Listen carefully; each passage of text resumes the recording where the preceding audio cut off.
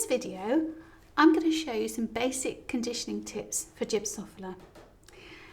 Now, Gypsophila usually comes in multiples of 25 stems and it can be wrapped very tightly. And if it does come in cellophane, you need to remove that cellophane because it will, in effect, make the flowers inside sweat, causing rot and potentially botrytis. So Gypsophila does need a good airflow through it to keep it nice and pristine. So remove the cellophane and any wrappings, and then taking the stem, you'll see it has natural nodes in the stem all the way along. So don't cut just below the node like I have there, because the water's then got this barrier to get through before it then goes up the cell structure. So cut just above the node at a sharp angle and then pop it into fresh, clean water with an appropriate flower food. So by cutting the stem at that sharp angle, giving an oval finish rather than a straight round finish, you expose more cells to the water.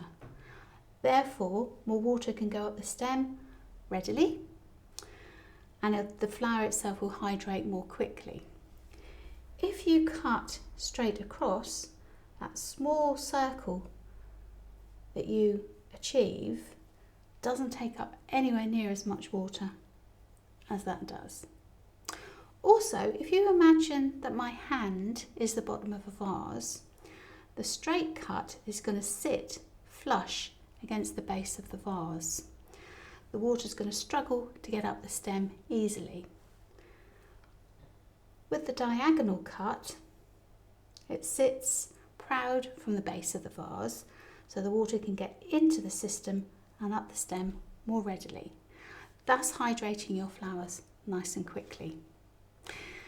Now, I would recommend that you condition the Gypsophila the night before at least, so that you can work with it when it's fully hydrated and ready to go. I hope this has given you an insight into the top tips for conditioning this really versatile, long-lasting and cost-effective flower. I'll see you again very soon. Bye for now.